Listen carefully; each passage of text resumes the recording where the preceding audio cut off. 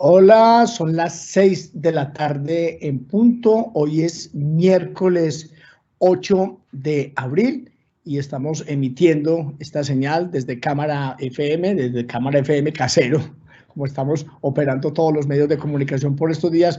Y también nos acompaña Tito López desde México. Tito, bienvenido a este live.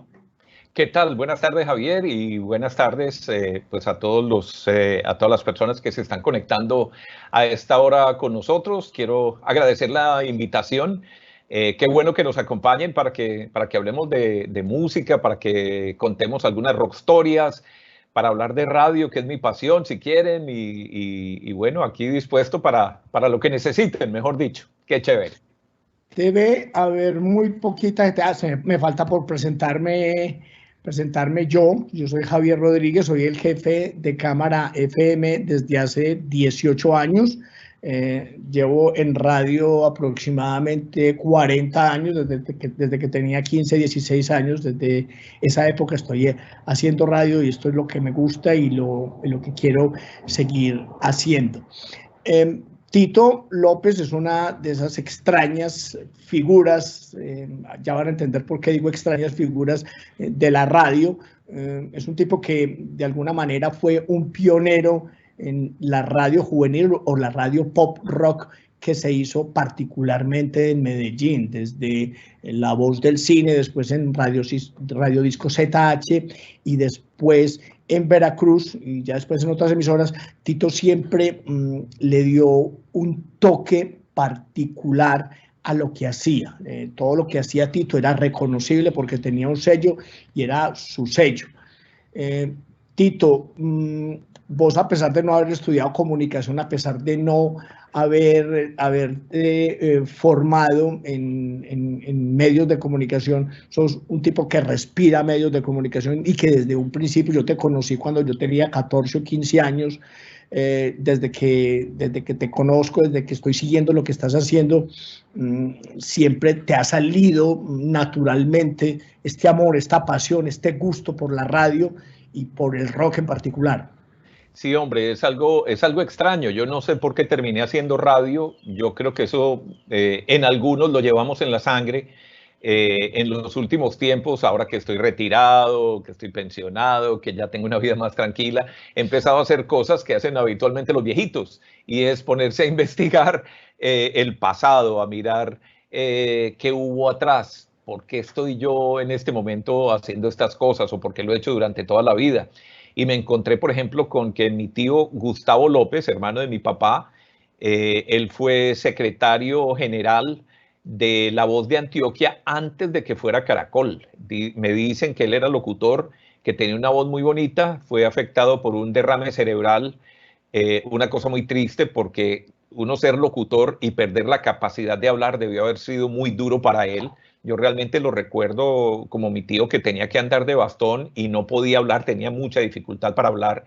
Pero digamos que por ahí hay algo interesante. También interesante es que mi abuelo, por parte de mi mamá, un finlandés que se vino a vivir a Colombia por allá a finales de los años 30, se fue a vivir al Chocó, pero estuvo en Medellín.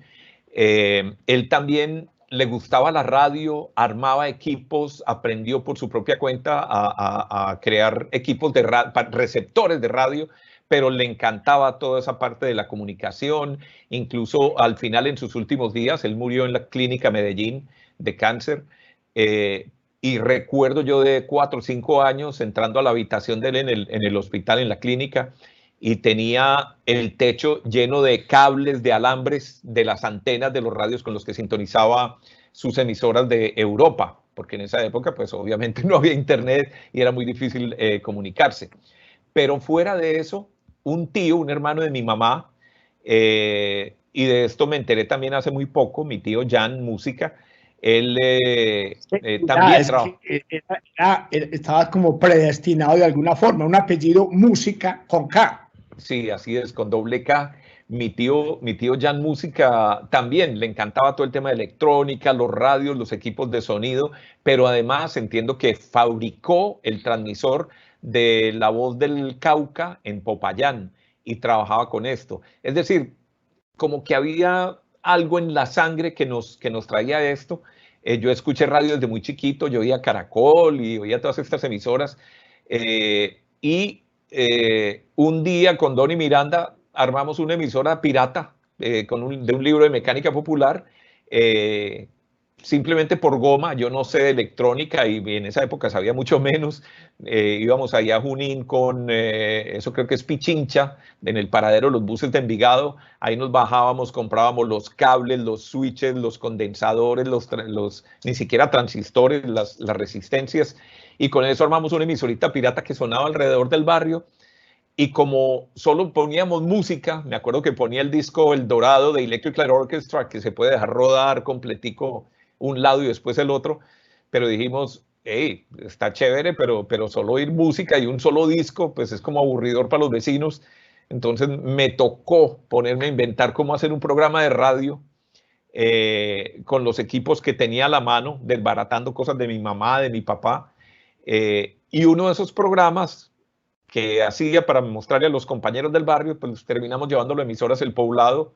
Esa misma noche lo pasaron y de ahí en adelante pues ya comenzó una carrera en la radio. Yo no esperaba llegar a la radio, pero así fue. Y es bien particular entender por lo que estás contando que no tenías como una imagen, no tenías como una figura a quien seguir o a quien imitar en ese momento.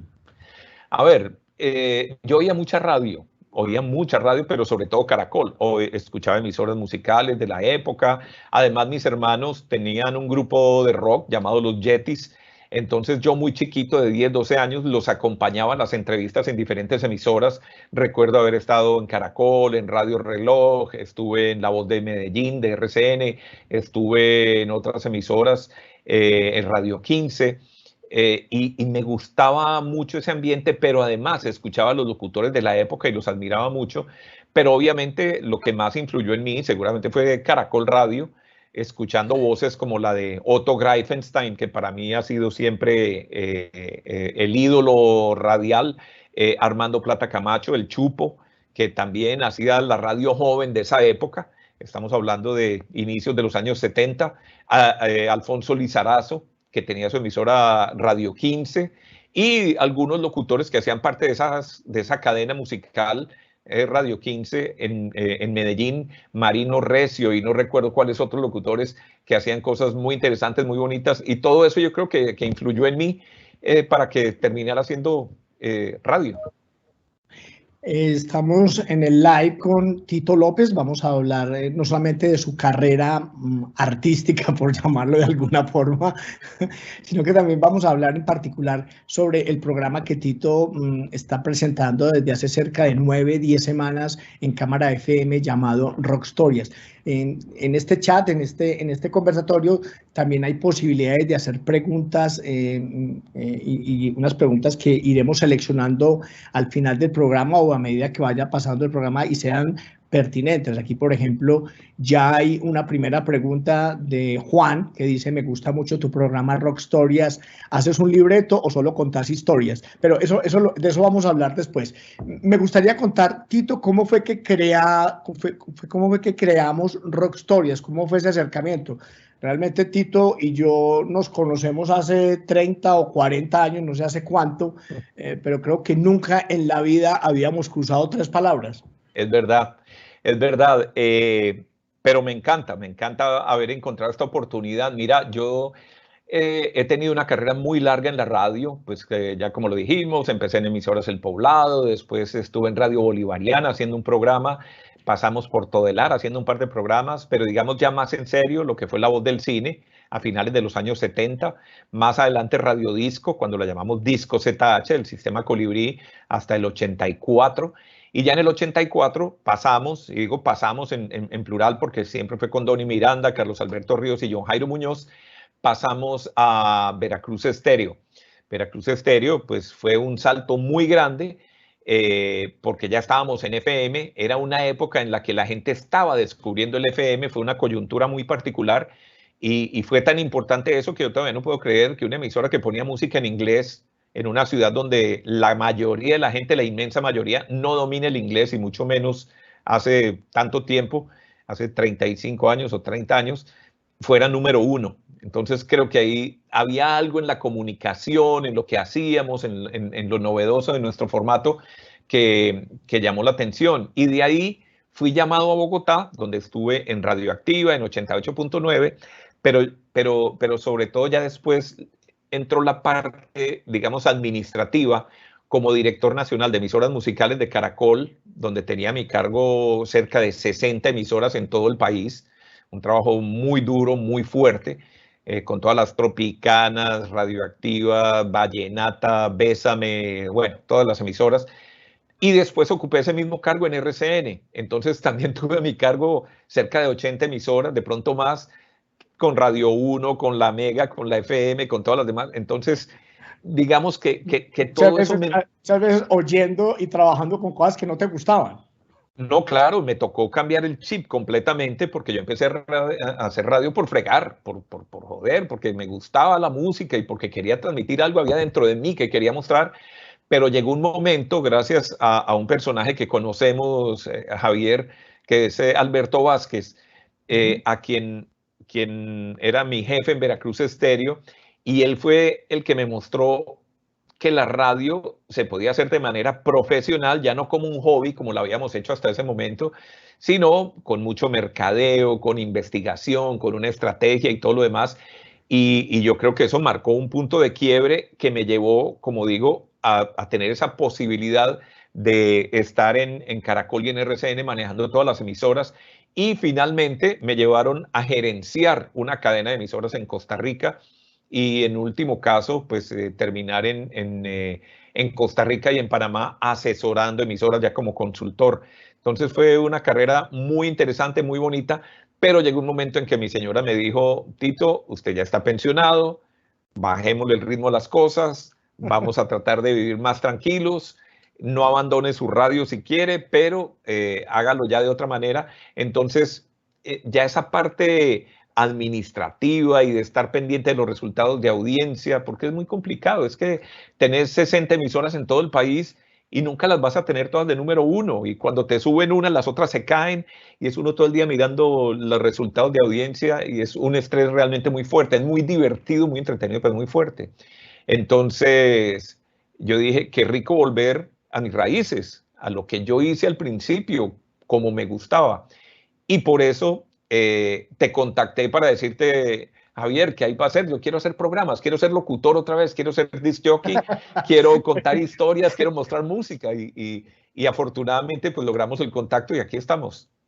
Sí, llegamos muy fácil a concretar qué es lo que queríamos y cuál iba a ser finalmente la intención, lo que queríamos proyectar desde Rock Stories. Yo había leído algunos posts que había puesto Tito en Facebook, porque Facebook es la red de nosotros de cierta edad. Somos poco instagrameros, realmente somos muy poco instagrameros, y vi algunas historias muy interesantes de Tito. Tito había publicado cuentos sobre Ajá, sobre la historia de Take On Me. A mí me llamó mucho la atención y le dije a Tito que por qué no volvíamos, es un programa que por qué no contaba esos cuentos que muchas veces son desconocidos, que muchas veces uno pasa por encima de ellos o por debajo de ellos. Uno a veces no entiende la dimensión de esas pequeñas historias, de esas pequeñeces que a la larga son hechos fundamentales que han cambiado la historia de la música, la historia de los músicos, el rumbo de un montón de carreras y de situaciones y de momentos del rock. Entonces, eso es básicamente lo que estamos haciendo, o lo que está haciendo Tito con Rock Stories. Y yo, aunque tengo ya en mi archivo una serie de programas adelantados que él ya ha producido, yo prefiero escucharlos al aire. No me gusta adelantarlos, me gusta como tener la sorpresa. Tito, son hasta el momento 9, 10 Rock Stories que en ningún caso son Rock Stories como rebuscadas, que son como sacadas a las malas. Cada una tiene un sentido, cada una de esas rock stories le aporta no solamente al conocimiento, sino al disfrute mismo de la música, porque cuando uno conoce bien la música, cuando sabe los contextos, de verdad que lo disfruta muchísimo más. Y esto no solamente es aplicable a la música, es aplicable a los libros, al arte mismo y hasta la gastronomía. Cuando vos entendés muy bien las intenciones de un chef, cuando sabes lo de las preparaciones y las dificultades que implican preparar un plato, es cuando lo disfrutas muchísimo mejor. Lo mismo me pasa con Rock Stories. A mí me gustaría acá que se acaba un programa llamarte y decirte una palabrota, decirte que soberana, cualquier cosa. Porque me parece que cada vez te superas más, cada vez lo haces mucho mejor, y lo que decías ahorita es muy interesante, estás volviendo como a tus raíces, como a la esencia misma de la radio, porque vos te estás grabando, te estás postproduciendo, estás haciendo todo ese trabajo como si fueras un amateur más. Sí, hombre, a ver, es que la radio ha perdido mucho ese tema de preparar, de producir. Y yo siempre he sido un acérrimo defensor de esto, sobre todo desde que aprendí a hacer radio, porque siempre yo, como bien lo dijiste al principio, yo no estudié comunicación, yo estudié publicidad, empecé a trabajar en publicidad, yo fui director de publicidad del Centro Comercial San Diego a mediados, finales de los años 70. Pero entré a la radio por fregar, pero un día dije, esto es en serio. Yo, por ejemplo, cuando empecé a hacer Despiértese con Veracruz o El Zoológico en la mañana en Bogotá, inclusive cuando hacía La Locomotora en Radioactiva, era jugando a la improvisación. Afortunadamente tenía unos talentos muy divertidos, muy chistosos, pero era todo prácticamente improvisado. Y así como había momentos muy buenos, había otros momentos muy complicados donde no pasaba absolutamente nada y yo no sé la gente cómo lo seguía oyendo. Con el tiempo, pues estudié más, aprendí más el tema y yo creo que hoy en día uno para abrir, hay tantas opciones de entretenimiento a la mano que si uno desde el principio no engancha al oyente, se va para otro lado, se va para otra emisora, o se va para otra plataforma, o se va, no sé, a un videojuego, o se va a cine, o prende Netflix. Entonces, uno tiene que hacer lo posible por enganchar a la gente desde el principio, no dar mucha vuelta y llamar la atención. Incluso hay algunas teorías que hablan de que si en los primeros 8 segundos uno no alcanza a enganchar al oyente, lo perdió. Y lo comparan con un goldfish, con un pescadito de estos de acuario, que dicen que estos tienen una memoria de solo 8 o 9 segundos y que hoy en día el ser humano tiene tanto bombardeo de información que no se concentra en algo más allá de esos, o sea, dan 8 segundos para ver si les gusta o no. Si les gusta, se quedan, si no les gusta, se van. Entonces, para lograr eso, hay que planear muy bien, hay que preparar.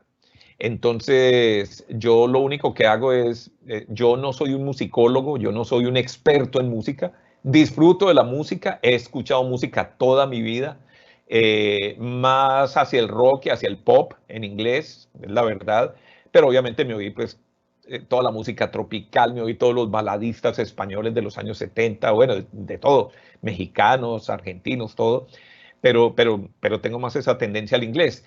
Y realmente lo que yo procuro hacer es, me acuerdo de algo que había oído y cómo puedo relacionarlo para armar un programa en el que haya varias canciones que se pueden mover alrededor de un tema. ¿Ok? Y cuando ya más o menos le doy forma, entonces empiezo a investigar o de recuerdos que tengo o me siento a buscar, a ver qué hay. Recuerdo, por ejemplo, el primer programa que fue muy bonito y que hablaba de los... demoliendo hoteles. Sí, demoliendo hoteles, de todas las extravagancias y cómo los rockeros se metían en los hoteles y los desbarataban porque sabían que tenían detrás un respaldo económico y porque eran locos y lo podían hacer y bueno, y al fin y al cabo generaban publicidad. Buscando eso yo dije, siendo el primer programa, aterricémoslo a Colombia. Y me acuerdo que hablé del concierto de los Guns N' Roses en Bogotá, el primer concierto, donde efectivamente lo destruyeron. lo destruyeron. Eso fue terrible. Y trato de que sean cuentos divertidos. Yo a veces me río cuando hago el texto, porque todo es escrito, todo está completamente libreteado. Todo, cada palabra que yo digo está libreteada. Yo no improviso absolutamente nada. Procuro leerlo como si estuviera improvisando, pero también procuro escribirlo como si le estuviera un cuento, le estuviera contando un cuento a un amigo, que finalmente es lo que hace uno en la radio. Entonces, yo creo que esa mezcla funciona, porque no es, perdóname, porque no es una cosa del experto en música, sino como del amigo contando, mira lo que pasó en Bogotá, ¿cierto? Los Guns N' Roses vinieron, hicieron estos desmanes, hicieron tal cosa, y no trato de escribirlo como un boletín de prensa de una casa disquera o como un libro técnico, sino, como digo, muy coloquial, de una manera muy amable. Tito, en tu época, en tus inicios en la radio, no solamente lo que hiciste en Medellín, sino que lo que hiciste en Bogotá también lo que hiciste en otros países, habías creado un programa de esta naturaleza, un programa que tuviera estas características en las que trataras de enganchar a la gente de una forma diferente, porque yo la radio que recuerdo que vos hacías, no estoy hablando despectivamente, no voy a pelear con vos, sobre todo ahora que no has acabado el ciclo, pelearé con vos cuando hagas el programa número 20. Era una radio y una programación musical como muy centrada en los éxitos y en las listas que te mandaban de Estados Unidos, y raras veces te salías de ahí. Me parece que este tipo de programas como Rockstorias, es como, no estoy diciendo que estés pagando una deuda que tenés, porque no creo que tengas una deuda con nadie absolutamente, pero a mí, por ejemplo, en esos momentos, en esos espacios, me hubiera gustado mucho que estuvieras haciendo ese tipo de radio que estás haciendo ahora, una radio que da contexto, una radio que enseña, y sobre todo una radio que le ayuda a uno a enamorarse un poquitico más, no solamente de la radio misma, sino de la música. Sí, hombre, a ver, como te dije, yo esto empecé a hacerlo de manera improvisada. Fuimos haciendo programas, cuando menos nos damos cuenta, y hablo en plural nuevamente porque siempre fue con Donny Miranda en Medellín, terminamos dirigiendo emisoras. El primer sueldo que yo recibí fue como director de emisora, es decir, eso yo creo que pocas personas lo pueden contar, tuvimos esa fortuna por una trampa que hizo Donny, pero bueno, ese es otro cuento. El caso es que fuimos aprendiendo sobre la marcha, tropezando, cometiendo errores, escuchando emisoras estadounidenses, escuchando emisoras británicas, más adelante escuchando emisoras de otras partes de aquí, de la región, desde México hasta Argentina, copiando algunas cosas, adaptándolas a nuestro estilo. Porque me parece que esa es la mejor forma de aprender, y en una época en la que era muy difícil. Hoy en día yo pongo TuneIn y puedo escuchar emisoras de todo el mundo, o está Radio Garden o cualquiera de estos portales que tienen emisoras de todo el planeta, pero en esa época era realmente muy difícil. Entonces Donny traía unos cassettes grabados, o el papá se los grababa cuando viajaba a Inglaterra o a Estados Unidos, o ya después con las disqueras, con las invitaciones de las disqueras, ya uno tenía la oportunidad de viajar a otros países y escuchar la radio de allá. Y poco a poco la fuimos adaptando, pero realmente lo que hacíamos era disfrutar la música en emisoras súper comerciales donde nos exigían ser número uno. Y muchas veces cuando uno le exigen ser primer lugar, hombre, uno tiene esa responsabilidad con la empresa que lo contrató y debe procurar poner la música más masiva posible y presentarla también rapidito, porque lo que la gente pone en la radio es para oír la música, no para oírlo a uno. Uno es un adorno, es un complemento. Pero, por ejemplo, y me hiciste una pregunta,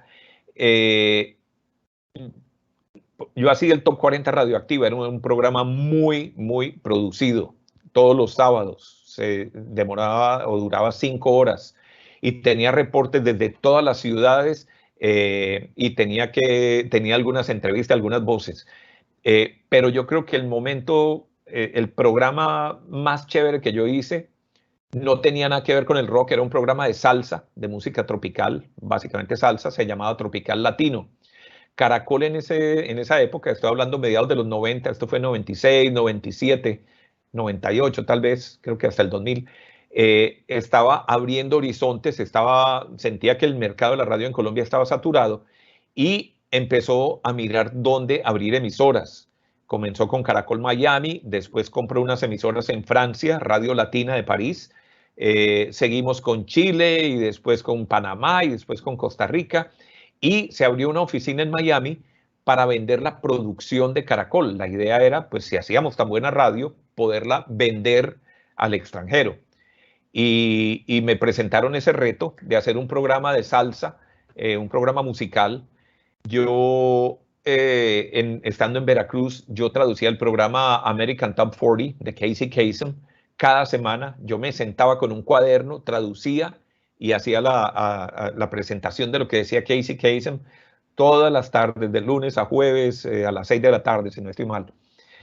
Y eso me llevó a conocer cómo hacía ese programa, aprendí muchísimo de él, entendí su comunicación, lo que quería decir, y para este programa tropical, se llamaba Tropical Latino, adapté muchas de las cosas que yo aprendí de Casey Kasem, añadí otras cosas que se me ocurrieron, y era un programa en una época en la que apenas Internet estaba naciendo, en el 96, me acuerdo lo complicado que era encontrar información, y yo de salsa no sabía absolutamente nada, pero tenía gente que me asesoraba, tenía unos libros de fotocopias y de noticias y cosas, y me gastaba sábado y domingo todo el día sacando el libreto para un programa de 2 horas, que realmente eran 1 hora y 40 minutos. Y era una cosa muy interesante porque el programa yo lo libreteaba, el martes grabábamos la voz, teníamos un productor que se encargaba de hacer todo el montaje, la producción, con jingles, con reportes desde diferentes países, con entrevistas y con música, obviamente. Esto lo mandábamos en un cassette que se llama DAT, creo que los conociste. Lo teníamos que enviar a Miami por correo aéreo. El DAT se enviaba después a Texas, a Dallas, que era la productora principal. Desde Dallas lo mandaban prensar como un prensaje de CD comercial, no había quemadores. Lo tenían que mandar a Los Ángeles, se demoraban una semana haciendo el prensaje del disco. Y el DAT era una cinta y las cintas se enredan. Claro, no, pero además no había 120 emisoras pasando el programa en toda Latinoamérica, en España, en Italia, en Inglaterra. Entonces lo que hacíamos era mandábamos CDs.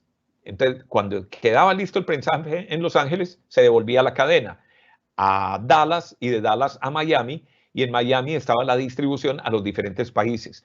Todo ese proceso, desde que libreteaba hasta que le llegaba el CD a la emisora, se gastaba un mes aproximadamente. Entonces, además de eso, yo tenía que libretear pensando con anticipación un mes. Y me llegaron a pasar cosas como, recuerdo, creo que fue en el 97, probablemente 98, el Festival de la Calle 8 de Miami, un festival de salsa muy reconocido. Yo tenía que decir que ese fin de semana se estaba realizando el Festival de la Calle 8. Y así libreteé el programa, y entonces de una vez yo ya sabía quiénes iban a presentar, y recuerdo que estaba Rey Ruiz, era uno de los que iba a cantar, y yo tenía que inventar. Y dije, bueno, en el concierto de la Calle 8 se presentó con mucho éxito Rey Ruiz, quien interpretó esta canción. Entonces, imagínate lo que pasó. Enviamos el material a Miami, de Miami lo estaban mandando a Dallas, y de pronto unos cubanos salieron en unas avionetas, se acercaron a Cuba, estuvieron sobrevolando en Cuba, trataron de derribarlos, se armó un zafarrancho, en Miami hubo manifestaciones, protestas, hubo de todo, y cancelaron el Festival de la Calle 8. Y vos dices que había sido todo un éxito. El programa ya estaba grabado, no había forma de pararlo. Y efectivamente, en el día que debía estarse realizando el Festival de la Calle 8, el programa salió diciendo, se presentó con mucho éxito en el Festival de la Calle 8 y había sido cancelado. Era un programa muy elaborado, mucho más que el que estoy haciendo para cámara, pero el de cámara le trabajó bastante. Tito, desde que yo estoy haciendo radio, creo que fue en 1977, desde ese instante estoy oyendo hablar a un montón de gente sobre el fin de la radio, sobre la muerte de la radio, sobre que la radio la va a acabar este o el otro medio. Pero cuando uno se encuentra de frente con un programa como el tuyo, como Rock Stories, cuando uno escucha los programas de Gabriel Posada, 500 discos, 500, o pasado o Pasado Perfecto, o cuando escuchas a Santiago Ríos haciendo cultura general, uno de alguna forma se reconcilia con la radio, de alguna forma uno piensa o le da por ser muy optimista con respecto al futuro de la radio. Han cambiado las plataformas, han cambiado un montón de formas y de sistemas y de herramientas para llegarle a la gente, pero finalmente la buena radio, la radio hecha no solamente con pasión, sino con fundamento, esa radio hecha a partir de investigación, a partir de darle a la gente un contexto y demostrarle a la gente que uno verdaderamente le gusta la radio, esa radio va a prevalecer, me parece a mí. De pronto soy muy romántico o de pronto sonará a que estoy tratando de mantener el puesto. A ver, hombre, indudablemente la radio tiene en este momento, a ver, siempre se ha dicho que la radio se va a acabar. Salió el cine, esto va a acabar con la radio. Salió la televisión, no, imagínense, la radio con imágenes se va a morir. Salieron los cassettes, la gente ya podía grabar sus discos. ¿Para qué oír radio si tenía mi cassette? Después salieron los CDs, no, con esa calidad de sonido, olvídese. Salieron los iPods. Y si uno se pone a mirar, los iPods desaparecieron, los cassettes desaparecieron, los CDs desaparecieron prácticamente y la radio sigue. Y sigue muy sana, sigue siendo muy sana, afrontando momentos difíciles como la crisis que tenemos en este momento y sobre todo creo que en el tema de los anunciantes, en el tema comercial, creo que todavía no está muy claro para ellos qué hacer, dónde pautar, cómo es este tema de lo digital, si sigo pautando en los medios tradicionales, cuál me va a dar más resultados. No sé si han logrado entender claramente lo que es broadcasting, transmisión masiva, o narrowcasting, como lo hacen las redes sociales y como lo hacen las emisoras por internet y demás. Pero yo creo que la radio se ha sabido adaptar a los tiempos, ha sabido sacar lo mejor y en este momento me parece que hace una alianza muy importante, una compenetración con las redes sociales muy valiosa, muy importante, muy enriquecedora, porque la radio siempre fue de doble vía, aunque se transmite de un sitio hacia los oyentes, tal vez el medio más interactivo, mucho más que la televisión y mucho más que un periódico que salía con un día de retraso. La radio sí tenía el contacto directo con los oyentes, las llamadas, los mensajes, las cartas, lo que fuera, los eventos en vivo, el contacto con el público, pero ya con las redes, pues obviamente es mucho más cercano. Entonces, más allá de verse amenazado, yo creo que la ha sabido adaptar estas nuevas tecnologías, pero sí existe el temor, obviamente, de que una radio, como decía ahora, en la que un locutor abre un micrófono y se pone a hablar cualquier estupidez, va a perder audiencia, porque la gente tiene muchas opciones y le van a dar 8 segundos para ver si lo encarretó o no.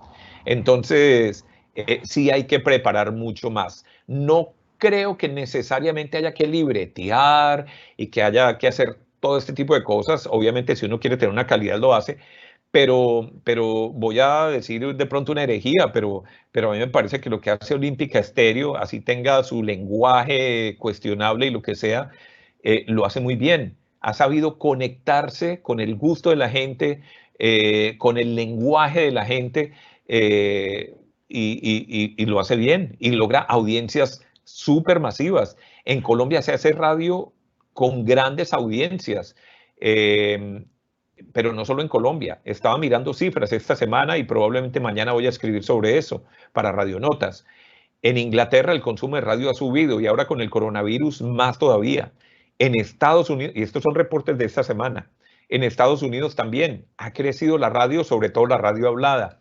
Estaba viendo lo que está pasando en Australia, también lo mismo. Están creciendo las audiencias. En una época en la que uno dice Spotify y YouTube y todas las redes y ahora el TikTok con la gente haciendo videos y cosas divertidas. Pero no, la radio sigue fuerte. El problema de pronto está en el tema comercial, ¿sí? Porque sí se ha visto afectado indudablemente y sin platica es muy difícil que subsista la radio. En Cámara FM, en este live, estamos conversando con Tito López, nuestra más reciente adquisición. Tito López está en Cámara FM desde hace 8 o 9 semanas con un programa que se llama Rock Stories, que lo emitimos los sábados a las 11:30 de la mañana, con repetición los domingos a las 9:30 de la mañana y 7:30 de la noche. Todos los programas ya están colgados, ya están almacenados en cámarafm.com. Los puede escuchar en el momento que quiera. En estos días me regañaron de la cámara porque estábamos almacenando todos los programas en WAP. Ya me dijeron que les tengo que rebajar un poquitico la calidad, pero eso no importa. Tito, estaba mirando aquí en un chat paralelo que hay de preguntas y respuestas en vivo. Ángela Sánchez es una amiga nuestra de Bogotá, dice: me encanta escucharlos, qué falta hace la buena radio que hacía Tito. Andrés Lopera Sánchez dice: Tito, ¿has pensado en un libro? Ay, hombre, claro que sí, pero es que eso requiere mucha disciplina. De hecho, quiero hacer 2 libros. Uno, que lo tengo empezado, es una idea, no sé si novedosa o no, pero la idea es como contar anécdotas de lo que ha sido mi vida en radio, pero dejando siempre enseñanzas de lo que aprendí haciendo cosas exitosas y cometiendo grandes errores o errores pequeños, pero que sirva no solo como una lectura agradable y entretenida, sino que además de pronto sirva hasta de libro de texto, porque es que para las emisoras musicales no hay mucha literatura en español, es muy difícil encontrar ese tipo de literatura. Existen todos los libros, pero además con palabras prosopopéyicas de comunicación que ni yo entiendo. Entonces, eso de pronto aleja un poco a toda esta cantidad de gente que está haciendo radio, que son empíricos, que no pasaron por una escuela de comunicaciones, pero que al leer esos libros les parecen aburridos y todas esas teorías de comunicación tan complicadas. Entonces yo quiero hacer como una cosa más sencilla, más fácil de leer, mucho más práctica y que les pueda servir. Sobre eso ya he adelantado algo, pero la verdad lo tengo frenado desde hace unos días y tengo que retomarlo. Y el otro libro que quiero hacer, Javier. Sí. Tito, nuestra jefa nos está viendo, nos está escuchando en este momento, entonces guárdalo del libro, de pronto consigo con ella que de pronto editemos Rock Stories con la cámara.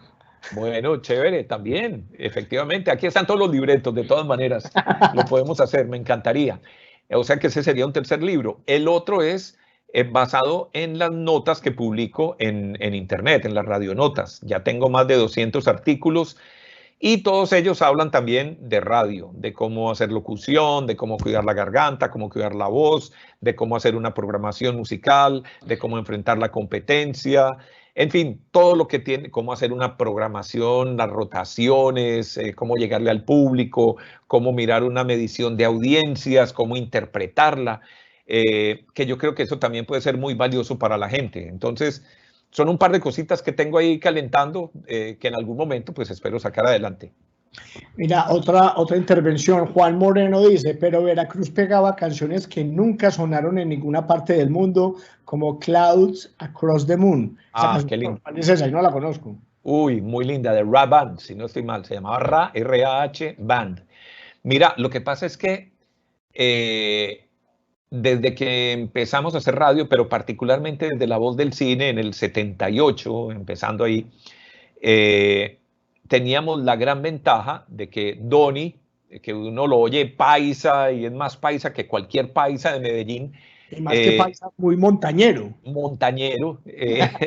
Donny, los papás son británicos, son de Escocia, y él estudió en el típico internado británico, de esos de pantalón cortico y corbatica y gorrita. Entonces ahí vivió su preadolescencia, digamos. Él llegó como a los 14, 15 años a Medellín, se convirtió en mi mejor amigo, éramos vecinos, pero él no solo trajo un cerro de discos de 45 y long plays de toda la música que estaba sonando en esa época, impresionante, de inicios de los 70, finales de los 60, inicios de los 70, sino que también viajaba y traía y tenía familiares en Inglaterra. Entonces, con ellos y escuchando la BBC de Londres en onda corta, nosotros cada semana escuchábamos el top 40 de la BBC y pedíamos que nos enviaran esos discos. Entonces, cuando ya teníamos el top 40, cada semana nos enviaban las canciones nuevas que entraban al listado y nos manteníamos muy actualizados, supremamente, que es lo mismo que hicimos con Estados Unidos. Nosotros teníamos, yo me acuerdo, yo viajé estando en Veracruz, traje las 100 canciones de la semana y de ahí en adelante cada semana entraban 4 o 5 canciones y esas nos llegaban a los 8 días. O sea que vivíamos muy al día. Y creo que hicimos una labor también interesante para que la gente nos creyera, porque podían decir, no, pero estos se están inventando, pues, esa canción tan rara. Entonces ahí fue cuando trajimos a Casey Kasem y decíamos, mire, si usted no nos cree que esta canción es número 1, oigan a Casey Kasem, ahí la está presentando. Y lo mismo hicimos con la BBC. Había un programa que se llamaba El Pop Británico y compramos ese programa y ahí venían todas las novedades y era la música que presentábamos. Entonces tuvimos esa mezcla y por eso pudimos pasar, por ejemplo, música punk, cuando estaba en pleno furor el punk, a finales de los años 70, y la gente que escuchaba La Voz del Cine pudo escuchar pues, a todos los punkeros sonando por ahí. Después vino la época de la música disco, ahí estaban todos los de la música disco, vino el New Wave, y también pudieron oír esa música. Y de todas esas canciones que nos llegaban, sobre todo de Inglaterra, llegaban cancioncitas tan bonitas como esa que decís, que de pronto la metemos en un programa en estos días. Por aquí tengo a Santiago R., me imagino que Santiago Ríos. ¿Cómo manejabas tu condición de ser más del lado del rock y pop cuando te tocó conducir un programa de éxitos top latino? Sí, a ver, al principio era duro, la verdad, al principio era duro. Se sentía uno como maldito, como traicionándose. No, pero tampoco, porque es que yo también oí salsa. Cuando te llegaba el cheque no te daba tan duro. No, yo también oía salsa. Es decir, uno cuando pelado oye mucha música. Uno tiene su música favorita, pero oye una cantidad de canciones que uno como que no se da cuenta hasta cuando llega el momento de entrar en materia. Entonces, por ejemplo, yo recuerdo un disco de Richie Ray, Bobby Cruz, el Jala Jala, el Bugalú, me encantaba, lo oía a todo volumen, pero no era mi música favorita. Y ese fue, digamos, un reto importante y fue es muy buena la pregunta, fue cambiar el chip, porque yo dije, a ver, yo ya estoy metido en esto, ya soy director de emisoras musicales de Caracol, yo no puedo seguir pensando como rockero y de la música pop que me gusta, sino que tengo que abrir la mente y es mi oportunidad para aprender. Y lo hice con el mayor agrado y el programa pues fue tan exitoso que pasó por más de 120 emisoras en todo el mundo. Y más adelante, en el año 2000, si no estoy mal, estuve manejando una emisora que se llamaba Los 40 Principales Pop Latino, antes de que se convirtiera en la cadena Los 40, y era una emisora que solo ponía baladas modernas en español. Y también le cogí mucho gusto a esa música sin que sea mi favorita, pero además me tocaron épocas muy importantes. O sea, cuando hice Tropical Latino estaba toda esa salsa romántica de Gilberto Santa Rosa, Marc Anthony, Rey Ruiz, el merengue house. O sea, era una música que estaba de moda entre la gente joven y no fue difícil adaptarme a ella. Y lo mismo me pasó con el pop. Entonces me tocó Alejandro Sanz y me tocó Alejandro Fernández y todos estos artistas. Creo que me cayeron en épocas muy buenas. Tito, yo también te he seguido toda la vida, pues no soy el gran fan tuyo, ni soy un groupie, ni nada por el estilo. Pero he visto que has estado un poquitico al margen de el rock que se hace en Colombia. Desde tus mismos inicios estuviste como muy reacio a pasarlo. No soy capaz de decir que lo despreciabas porque sé que no lo desprecias. Aquí me hacen una pregunta. ¿Qué opinas? ¿Ha evolucionado el rock colombiano? No. de ese rock que vos empezaste a oír al principio con tu hermano, porque vos tenías los primeros rockeros que hubo en Medellín y quizás en Colombia, los Yetis en tu casa. Después me imagino que te tocó Genesis con nuestro amigo Monroy, después vinieron los Compañía Ilimitada y en esos intermedios hay un montón de músicos que en este momento no se me ocurren. Tu relación con la música colombiana, con el rock que se ha hecho en Colombia. Mira, como dijiste, pues mis hermanos eran rockeros. Entonces, obviamente mi primer rock en español que oí fue el de los Yetis. Me encantaba por ser ellos tan importantes. A mi casa llegaban los Ampex, llegaban los speakers, llegaban los flippers. Yo era muy chiquito, tenía 10, 11 años, pero los veía y veía los ensayos de mis hermanos y todo lo demás. Después, estando en La Voz del Cine, recuerdo que nos metimos muy fuerte, antes de que se llamara rock en español, nos metimos muy fuerte con Nash, con Carbure, con Piro, con todos estos grupos de rock, y los apoyamos muchísimo y invitábamos a sus conciertos y rotábamos la música. La verdad sí lo hacíamos, pero por ser emisoras comerciales era un poquito complicado tener una coherencia en programación cuando estás poniendo a Madonna, a Michael Jackson y de pronto poner un rock pesado de un grupo de Parabellum, por decir algo. Sí, por no hablar de los grupos punk de Medellín. Entonces, era más por un tema de coherencia en la programación que por cualquier otra cosa. Ahora, yo llegué a Bogotá, eso lo conté en un artículo. Llegué a Bogotá, llegué a Radioactiva y me estaban esperando todos los músicos locales y me hicieron una encerrona en el bar de Carlos Vives, en la Candelaria. Me hicieron una encerrona y recuerdo que parecía ¿Dónde está el piloto? Una escena que hay donde todos van a golpear a una vieja que está histérica y van Sí. todos uno con un revólver, con un cuchillo, con una bomba y le agarran unas cachetadas. Así me sentía yo, todos diciendo, hey, nosotros existimos, ayúdenos. Y eso fue tan impactante que estando en Radioactiva lanzamos un proyecto que se llamaba Nuestro Rock y sacamos 4 discos de Nuestro Rock. Y de ahí salieron grupos, por ejemplo, como los Aterciopelados, que ya existían, pero comercialmente no sonaban. Y los empezamos a sonar durísimo en Radioactiva gracias a ese disco. Y se volvieron grandes con una grabación hecha en la emisora de la Universidad Javeriana de Bogotá. Y de ahí salió Poligamia, donde estaba Andrés Cepeda, que también fue súper exitoso.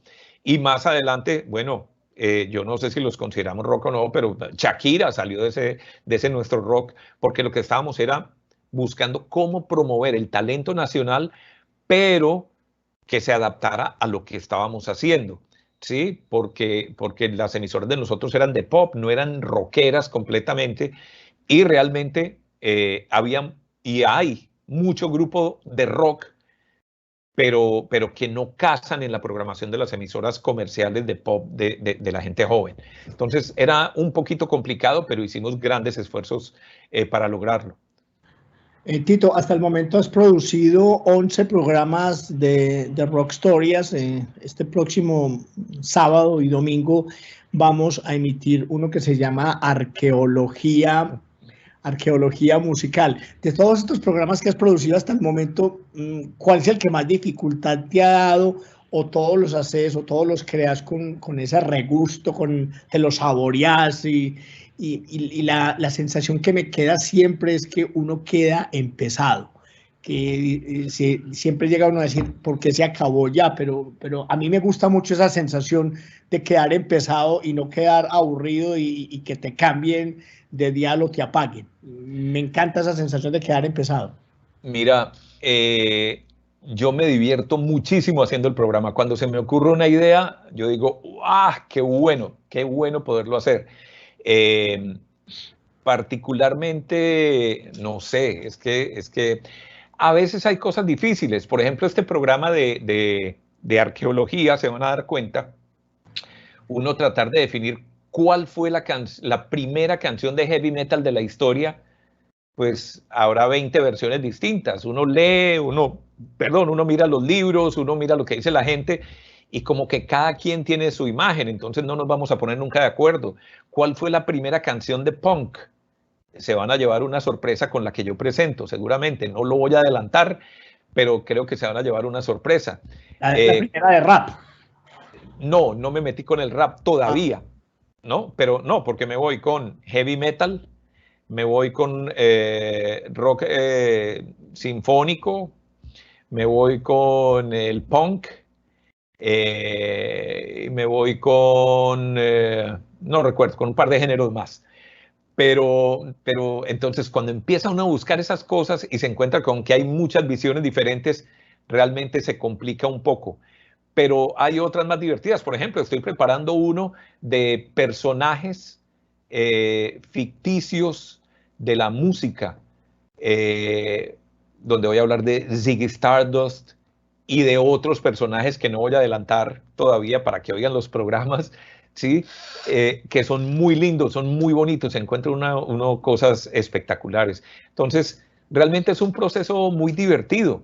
Por ejemplo, significados ocultos en las canciones, no ocultos, canciones que uno ha oído, pero que no se imaginaban que hablaban, por ejemplo, de drogas.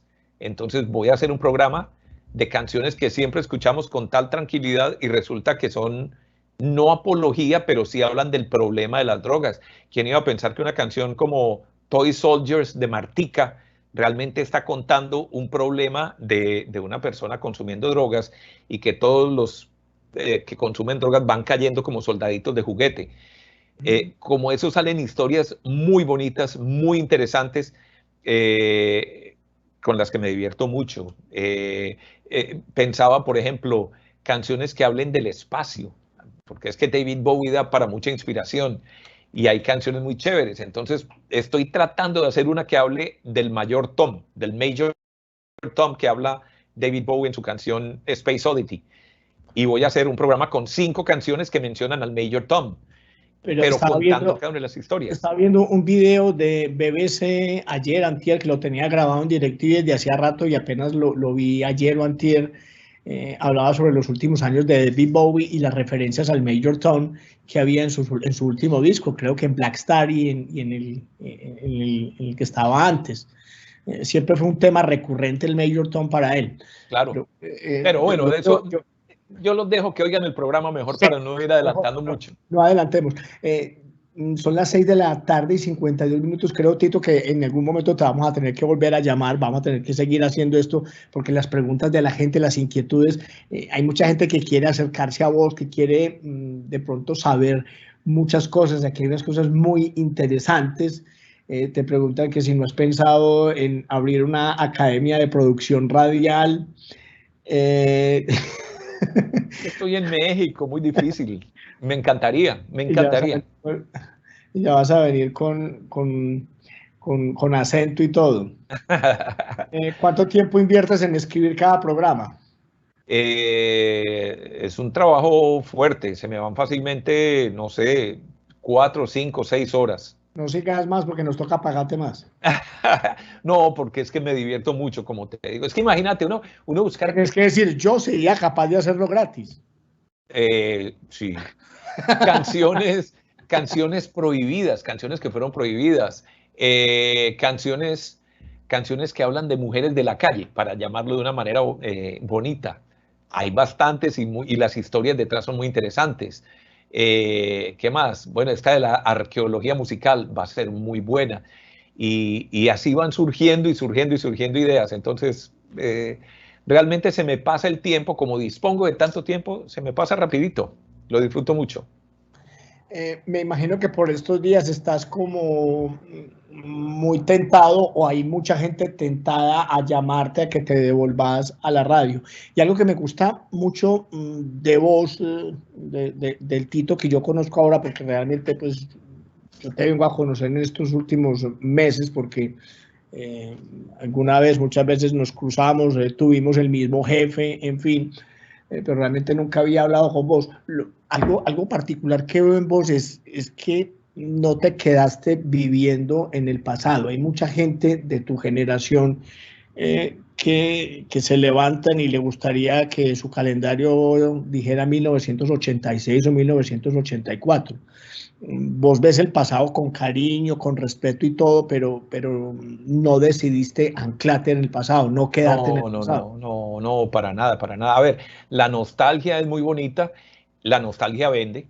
El público adulto, no nos digamos mentiras, quiere recordar el pasado, quiere recordar las buenas épocas, quiere recordar cuando salía a rumbear, cuando se ennoviaba, cuando podía hacer una cantidad de cosas que de pronto hoy en día ya no puede hacer, cuando era más inocente, cuando era más loco, cuando pasaban tantas cosas bonitas y la música siempre ha sido esa banda sonora que lo ha acompañado a uno. Entonces, yo entiendo eso, repito, creo que comercialmente es muy atractivo y hay espacio para hacerlo, eh, pero no me gusta vivir de ese pasado. Hoy tuve una entrevista de la gente de la Superestación, por ejemplo, en Bogotá, recordando lo que fue el Zoológico de la Mañana y la competencia con Radioactiva, que de pronto no se vivió en Medellín, pero en Bogotá sí fue muy fuerte. Eh, y yo veo que como que se quedan en esa época y quieren seguir viviendo eso, pues sí es muy bonito, pero si uno se queda en eso, no sé, uno no avanza. Voy a cumplir 66 años ahora en junio, pero yo no me quiero quedar atrás, yo quiero saber lo que pasa. Yo disfruto viendo TikTok, me río, ¿sí? Yo estoy conectado con todas las redes sociales. Yo armé mi propio computador. Yo le cambio el procesador, le pongo la tarjeta de sonido. Cuando tenga problemas con el equipo, con mucho gusto le ayudo. De verdad, yo procuro mantenerme muy conectado, muy al día. Y hay algo también, creo que es muy importante. No me gusta estar con gente de mi edad, ni mayores que yo. Siempre he tratado de rodearme de gente más joven que yo, para aprender de ellos y para estar vivo, para estar enterado de todo lo que está pasando. Es una actitud de la vida que yo creo que es muy importante mantener. Tito, en Cámara FM, no sé si habrá aquí alguien que nos esté viendo, no conoce bien nuestra emisora. Nuestra emisora es una emisora que tiene un respeto bien grande por el pasado de la música, pero a nosotros nos ocupa, nos preocupa mucho saber qué está pasando en este tiempo, para dónde va el rock, los nuevos artistas, las nuevas tendencias. Seguimos de cerca la carrera de Feist, de National, Arcade Fire.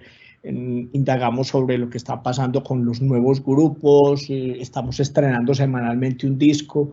En fin, vos seguís también nutriéndote de esos nuevos sonidos, de esos nuevos artistas que están proponiendo cosas diferentes, que de pronto están rompiendo, y que es básicamente el eje de la programación de Cámara FM. No, realmente no. Es decir, algo escucho por ahí, pero he perdido mucho el contacto con eso. Trato de hacer seguimiento, pero digamos que la mayoría de la música que hay en este momento está basada en el hip hop, es lo que está mandando en todo el mundo, es increíble. En Colombia, el hip hop colombiano casi que es el reggaetón. Que a la gente le encanta, así haya gente que dice que no, que es grosera y lo demás, pero a la gente le encanta, es innegable, es algo que uno no puede negar, uno no puede tapar el sol con un dedo.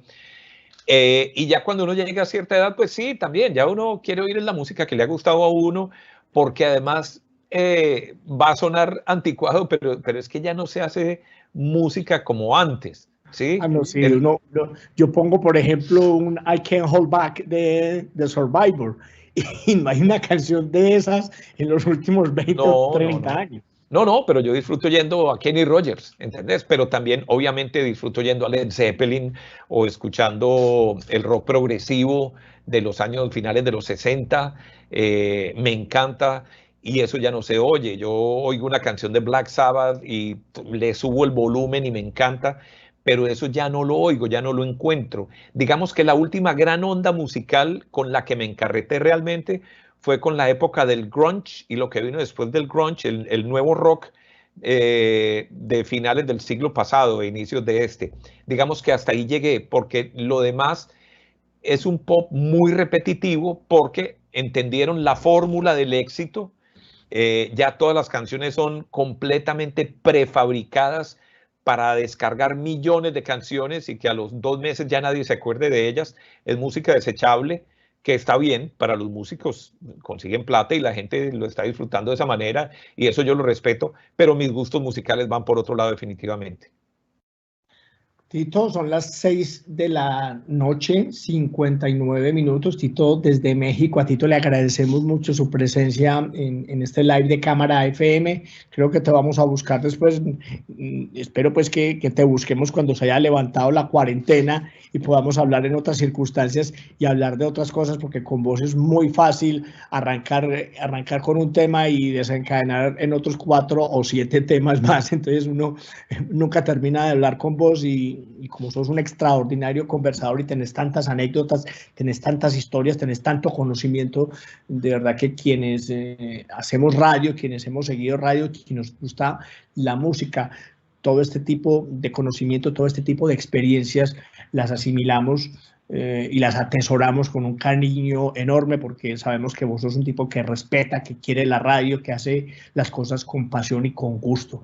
Tito, gracias por estar aquí, gracias por estar en Cámara FM, por haber aceptado nuestra invitación para ser parte de nuestra nómina de productores. Recuerden, Rock Historias suena todos los sábados a las 11:30 de la mañana, repetición los domingos a las 9:30 de la mañana y 7:30 de la noche, y ya están colgados todos los programas que hemos emitido hasta este momento en cámarafm.com. Tito, ¿algún mensaje, algún saludo final para quienes hicieron parte de este live? No, a todos, pues muchas gracias por estar interesados en nuestra conversación. Espero que les haya dejado alguna inquietud y que tengamos la oportunidad de vernos nuevamente a cámara. Pues mil gracias por recibirme. Yo estaba que me moría de las ganas de hacer un programa. No he querido montar una emisora por internet porque todavía no encuentro que eso sea una solución, pero sí tengo, igual que tenía hace 45 años, ese afán de mostrar música y de hablar con los oyentes y de presentarles canciones y de contar historias y me estás prestando el canal para hacerlo, entonces muy agradecido por eso. Gracias, Tito, gracias a todos los oyentes Cámara FM. La próxima conversación va a ser con Gabriel Posada. Él no sabe, de pronto en este momento le estamos notificando que se prepare para el próximo miércoles a las 6 de la tarde. Con Gabriel vamos a hablar no solamente de 500 discos, 500, una investigación enorme que está haciendo Gabriel, sino también un programa que ya tenemos más de 70 espacios hechos como Pasado Perfecto. Gracias a todos, gracias Tito. Chao, hasta luego, nos vemos. Chao a todos.